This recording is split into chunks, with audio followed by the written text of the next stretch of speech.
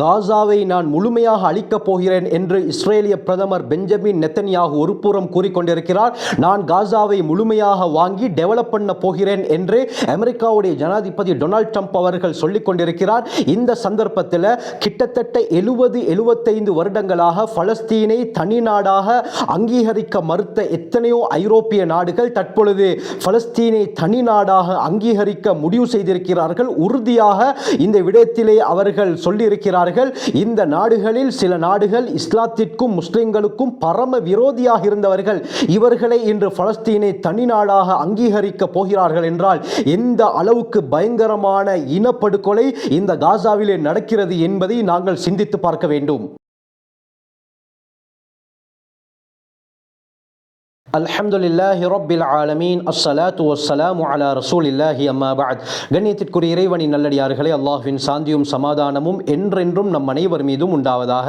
அல்லாஹ் சுப்ஹானஹு வ தஆலா குர்ஆனிலே சூரத்துல் இன்ஷிராஹ் அத்தியாயம் 94 வசனம் 5-6 கூறும் பொழுது ஃபஇன்ன மஅல் உஸ்ரி யுஸ்ரா இன்ன மஅல் உஸ்ரி யுஸ்ரா என்று கூறுகிறான். அதாவது நிச்சயமாக கஷ்டத்துடன் லேசி இருக்கிறது என்று சொல்லிவிட்டு அடுத்த ஆயத்திலே திரும்பவும் நிச்சயமாக கஷ்டத்துடன் லேசி இருக்கிறது என்று அடுத்தடுத்ததாக அல்லாஹ் கூறுகிறான். அதாவது மனிதர்களுக்கு எந்த அளவுக்கு கஷ்டம் வருகிறதோ அந்த கஷ்டத்திற்கு பிறகு அதைவிட அல்லாஹ் லேசை ஏற்படுத்துவான் என்பது தான் இந்த ஆயத்துடைய கருத்து. இதே போல சூரா சஃப் அத்தியாயம் 61 வசனம் 8 கூறும் பொழுது யுரீதூன லியுத்ஃபிஉ நூரல்லாஹி பிஅஃவாஹிஹிம் வல்லாஹு முத்திம்மு நூரிஹி வலவ் கரிஹல் காஃபிரூன் என்று கூறுகிறான். அதாவது யுரீதூன லியுத்ஃபிஉ நூரல்லாஹி பிஅஃவாஹிஹிம், இந்த இறை நிராகரிப்பாளர்கள் யூதர்கள் அல்லாஹ்வுடைய பிரகாசத்தை வாயினால் அணைப்பதற்கு முயற்சி செய்கிறார்கள், நாடுகிறார்கள். ஆனால் வல்லாஹு முத்திம்மு நூரிஹி வலவ் கரிஹல் காஃபிரூன், அந்த நிராகரிப்பாளர்கள் வெறுத்தாலும் சரி அல்லாஹ் தன்னுடைய பிரகாசத்தை பூர்த்தியாக்கி கொண்டே இருக்கிறான் என்று அல்லாஹ் இந்த ஆயத்திலே சொல்லி காட்டுகிறான். வல்லாஹு முத்திம்மு நூரிஹி, முத்திமு என்ற வார்த்தையை அல்லாஹ் குர்ஆனிலே பயன்படுத்துகிறான். முத்திமு என்பது இஸ்முல் ஃபாயிலுடைய வஸன்.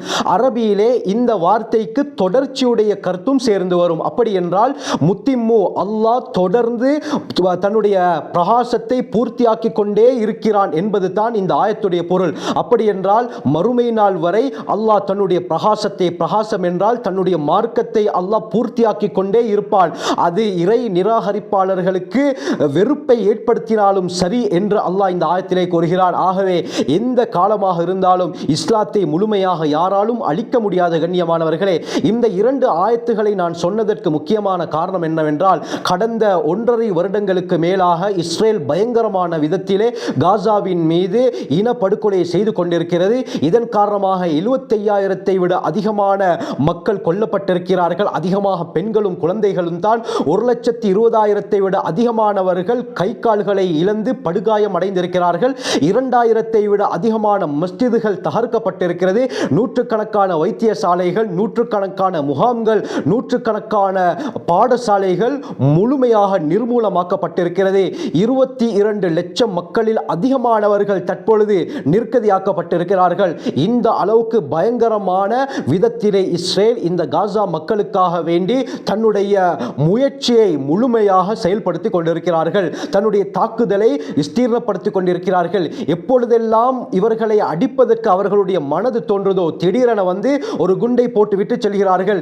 இந்த அளவுக்கு இஸ்ரேலுடைய அந்த இனப்படுகொலை மிகவும் பயங்கரமானதாக மாறியிருக்கிறது. ஆரம்பத்தில் இந்த யுத்தத்துடைய ஆரம்ப கட்டத்தில் ஐரோப்பாவுடைய எல்லா நாடுகளும் இஸ்ரேலுக்கு தான் சப்போர்ட் பண்ணினது. முடியுமான அளவு தங்களுடைய உதவிகளை இஸ்ரேலுக்கு தான் இறக்கி கொண்டிருந்தது. அது பிரான்ஸாக இருக்கலாம், இதே போல யூகே ஆக இருக்கலாம், கனடாவாக இருக்கலாம்.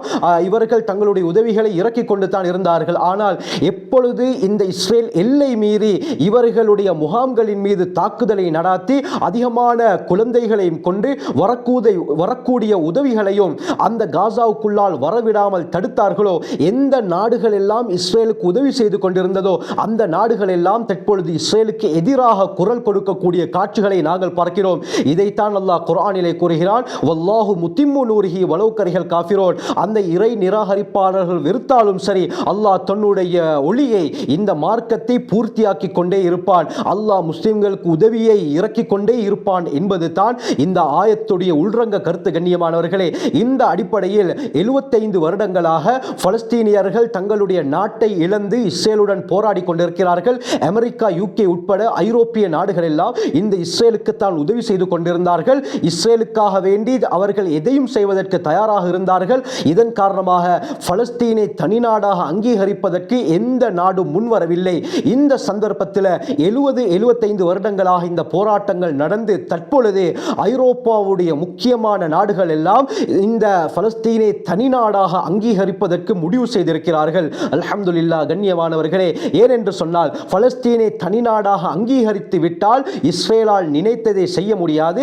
காசா அப்படியே பலஸ்தீனுக்குள்ளால் வந்துவிடும். அவர்கள் நினைத்த பிரகாரம் இவர்களுக்கு தன்னுடைய தாக்குதலை நடாத்த முடியாது. அப்படி நடத்தினால் இன்டர்நேஷனல் லெவலில் பலவிதமான குற்ற சட்டங்கள் இஸ்ரேலின் மீது பாயும். இதற்காகத்தான் பல நாடுகள் பலஸ்தீனை தனிநாடாக அங்கீகரிப்பதற்கு முயற்சி செய்து கொண்டிருக்கிறார்கள். 2024 அந்த காலப்பகுதியில் பிரான்சுடைய ஜனாதிபதி இமானுவேல் மெக்ரோன் என்ன சொன்னார் தெரியுமா? சரியான நேரத்தில் இந்த பலஸ்தீனை தனிநாடாக அங்கீகரிப்பதில் பிரான்சுக்கு எவ்வித தயக்கமும் இல்லை என்று சொன்னார். அப்படி சொன்னவர் 2025 தற்பொழுதில் என்ன சொல்கிறார் தெரியுமா? பலஸ்தீனை தனிநாடாக நான் அங்கீகரிக்க முடிவு செய்துவிட்டேன்.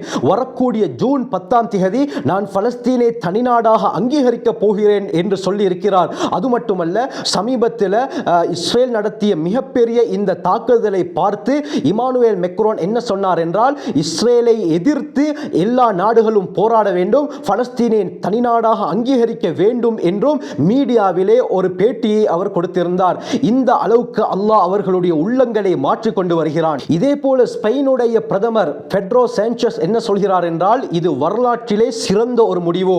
இந்த பலஸ்தீனுக்கும் இஸ்ரேலுக்கும் மத்தியிலே சமாதானத்தை ஏற்படுத்துவது தான் எங்களுடைய முடிவாகவும் இருக்கிறது. அதற்காக வேண்டி பலஸ்தீனை தனிநாடாக அங்கீகரிப்பதற்கு நாங்களும் தயார் என்று ஸ்பெயினும் கூறியிருக்கிறது. நோர்வேயுடைய முன்னாள் பிரதமர் ஜோனஸ் காஸ்டோர் அவர் பதவியிலே இருக்கும் பொழுது சொன்ன விடயம் தான், தனிநாடாக செயல்படுவதற்குரிய உரிமை பலஸ்தீனுக்கு இருக்கிறது என்று சொல்லியிருந்தார். இவர் சொன்னதற்கு பின்னால் மிகப்பெரிய ஒரு ரகசியம் இருக்கிறது. அதாவது, யாராவது ஒருவருடைய சொத்தை, ஒரு வீட்டை இன்னொருவர் அபகரித்துக் கொண்டார், இந்த அநியாயம் செய்யப்பட்டவர் தன்னுடைய உரிமைக்காக வேண்டி போராட முடியும் என்பது எங்களுக்கு தெரிந்த விடயம். உரிமைக்காக வேண்டி போராட முடியும் என்பது எப்பொழுது சொல்லப்படும் என்றால், அவர் அநியாயம் செய்யப்பட்டிருந்தால் தான். இதே போலத்தான் இந்த நோர்வேயுடைய முன்னாள் பிரதமர் சொன்ன விடயம், தன்னுடைய உரிமையை மீட்டெடுப்பதற்காக வேண்டி பலஸ்தீன் தனிநாடாக செயல்பட முடியும் என்று அவர் சொல்லியிருந்தார். இந்த பலஸ்தீனுடைய பூமி கண்ணியமானவர்களை இஸ்ரேலால் ஆக்கிரமிக்கப்பட்டது. இது ஆரம்பத்திலே பலஸ்தீனியர்களுக்கு தான் சொந்தமாக இருந்தது. அதற்குரிய பல ஆதாரங்கள், அடிச்சுவடுகள் இருந்தன. ஆரம்ப கால அந்த நாட்டுடைய நாணயங்களை எடுத்து பார்த்தாலும் பலஸ்தீன் என்று அரபியில் தான் பொறிக்கப்பட்டிருந்தது. 1900 அந்த வருடமாக இருக்கலாம், 1800 காலப்பகுதிகளாக இருக்கலாம். இந்த காலத்திலே பலஸ்தீனியர்கள் தான் அந்த பூமியிலே வாழ்ந்தார்கள். அதற்கு பிறகு தான் கொஞ்சம் கொஞ்சமாக இஸ்ரேலியர்கள் எங்களுக்கு உதவி செய்யுங்கள், எங்களுக்கு இடம் தாருங்கள் என்று சொல்லி அந்த பலஸ்தீனிய பூமிக்குள்ளால் வந்து அவர்கள் முழுமையாக அந்த நாட்டை அவர்கள் சூறையாடி அங்கே இருந்த மக்களை அகதிகளாக மாற்றிவிட்டார்கள். இதைத்தான் இந்த நோர்வேயுடைய முன்னாள் பிரதமர் தெளிவாக சொல்லியிருந்தார். இதே போல அயர்லாந்துடைய பிரதமர் சைமன் ஹாரிஸ் என்ன சொல்றார் என்று சொன்னால், காசாவிலே நடக்கக்கூடிய இந்த இன அழிப்பு உடனடியாக நிறுத்தப்பட வேண்டும். அதற்காக வேண்டி நான் இஸ்ரேலிய பிரதமர் பெஞ்சமின் நெத்தன்யாகுவை கேட்டுக்கொள்கிறேன் என்று சொல்லிவிட்டு காசா உட்பட இந்த பலஸ்தீன் தனிநாடாக அங்கீகரிக்கப்பட வேண்டும் என்றும் இவர் கூறியிருக்கிறார். இதே போல அர்மீனியாவுடைய வெளிவிவகார அமைச்சு என்ன சொல்லியிருக்கிறது என்றால், இஸ்ரேல் பலஸ்தீனுக்கு மத்தியிலே நடக்கக்கூடிய இந்த யுத்தத்தை தீர்ப்பதற்கு சிறந்த வழி பலஸ்தீனை தனிநாடாக அங்கீகரிப்பது தான். 2011 வருடமே உலக வங்கி ஒரு விடயத்தை வெளியிட்டது. அதாவது, பலஸ்தீன் தனிநாடாக செயல்படுவதற்குரிய தகுதியை அடைந்து விட்டது என்று. சென்ற வருடம் ரஃபாவின் மீது இஸ்ரேலிய ராணுவம் அத்துமீறி மிகப்பெரிய தாக்குதலை நடத்தினார்கள். இந்த சந்தர்ப்பத்தில் சவுத் ஆப்பிரிக்கா என்ன செய்தது என்றால், இன்டர்நேஷனல் கோர்ட் ஆஃப் ஜஸ்டிஸ், இது ஐநா சபையுடைய முக்கியமான ஒரு பிரிவு, உலக நீதி சர்வதேச நீதிமன்றத்திலே இஸ்ரேலுக்கு எதிராக ஒரு வழக்கை பதிவு செய்தது. இந்த கேஸை இவர்கள் பேசிக்கொண்டு இருக்கும் பொழுதே பல தாக்குதலை இஸ்ரேல் காசாவின் மீது, ரஃபாவின் மீது நிகழ்த்தி இருந்தார்கள். இந்த சந்தர்ப்பத்தில் சர்வதேச நீதிமன்றம் இஸ்ரேலுக்கு ஒரு தடையும் விதித்தார்கள். அத்துமீறி பலஸ்தீனுக்குள்ளால் நீங்கள் நுழையக்கூடாது என்று ஒரு சட்டத்தையும் போட்டார்கள். அவர்கள் சட்டத்தை போட்டும் இவர்கள் அதை கேட்காமல் நீங்கள் சொல்வதை சொல்லுங்கள், நாங்கள் செய்வதை செய்து கொண்டு தான் இருப்போம் என்று சொல்லி அத்துமீறி காசாவுக்குள்ளால் ரஃபாவுக்குள்ளால் புகுந்து அதிகமான அப்பாவி மக்களை கொன்று குவித்தார்கள். கண்ணியமானவர்கள், இந்த அளவுக்கு இஸ்ரேல் துள்ளுவதற்கு காரணம் இஸ்ரேலுக்கு பின்னால் அமெரிக்கா இருப்பது தான். அதுவும் தற்பொழுது அமெரிக்காவுடைய ஜனாதிபதியாக டொனால்ட் ட்ரம்ப் வந்திருக்கிறார். இவர் இஸ்ரேலுக்கு தன்னுடைய முழு ஆதரவை தெரிவித்துக் கொண்டிருக்கிறார். அதிகமான ஆயுதங்களை அமெரிக்கா இலவசமாக இஸ்ரேலுக்கு கொடுத்திருக்கிறது. அதனால் அமெரிக்காவுடைய அந்த ஆயுதங்களை வைத்துக்கொண்டு முடியுமான அளவு தாக்குதலை இந்த காசாவுடைய பகுதியிலே நடாத்தி கொண்டிருக்கிறார்கள். ஆகவே பொறுத்திருந்து தான் பார்க்க வேண்டும். இன்ஷா அல்லாஹ் கூடிய விரைவில் அல்லாஹ் இவர்களுக்கு உதவியை இறக்குவான். இந்த நாடுகள் உட்பட இன்னும் பல நாடுகள் சேர்ந்து பலஸ்தீனை தனி நாடாக அங்கீகரித்து விட்டால் இஸ்ரேலால் இதற்கு பிறகு ஒன்றும் செய்ய முடியாமல் போய்விடும். இதற்கு பிறகு மத்திய கிழக்கு போர் பூமியாக இல்லாமல் அமைதி நிலவக்கூடிய பூங்காவாக மாறும். ஆகவே அல்லாஹ் சுப்ஹானஹு வ தஆலா அந்த பலஸ்தீனிய மக்களை பாதுகாத்து இந்த பலஸ்தீனியர்களுக்கு யாரெல்லாம் ஆதரவு தெரிவிக்கிறார்களோ, இதே போல யாரெல்லாம் தனி நாடாக அங்கீகரிக்க வேண்டும் என்று குரல் கொடுக்கிறார்களோ அவர்கள் அனைவருக்கும் அல்லாஹ் நேர்வழியை காட்டுவானாக, ஹிதாயத்தை அருள்வானாக. ஜஸாக்குமுல்லாஹு கைர். வாஹிரு தஅவானா அல்ஹம்துலில்லாஹி ரப்பில் ஆலமீன்.